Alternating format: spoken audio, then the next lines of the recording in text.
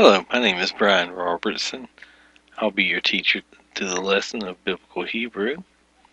I've been teaching Biblical Hebrew for the past 27 years. I received my undergraduate degree in Biblical Languages at Asbury College back in the early 80s, and then went to work my master's in Old Testament Semitic languages up in Chicago.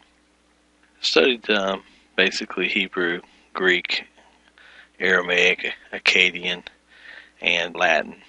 Been teaching again in large and small settings. Been teaching Biblical Hebrew, and so I'm really looking forward to developing our VOD series of video on demand. Basically, it's going to make things available to people who just don't have the time, and they can study on their own time.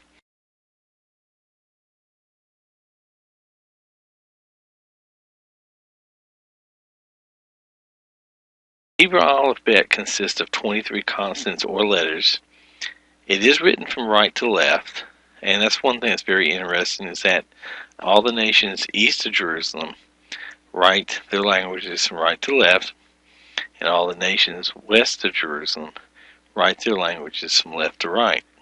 Thus, they're pointing directly to Jerusalem. I think it's very interesting, since Jerusalem is called the navel of the world, and so everything stems from that.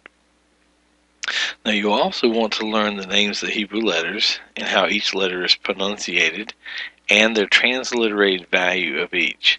And the reason for the transliteration values is that whenever you're reading commentaries or biblical study books, very often they do not use the Hebrew letters fonts. They use what they call the transliteration marks or symbols.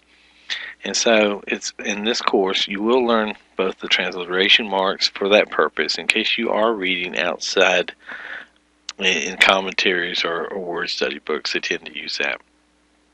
Okay, let's get started here with the alphabet here. Your first letter we have is called the Aleph. The Hebrew word picture for Aleph is actually like an ox with horns, kind of like the Texas Longhorn picture. And it is a silent letter. It does not have a sound of its own.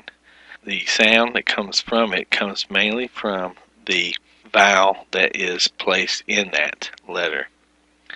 And the transliteration mark goes from left to right. It's kind of like a quotation mark.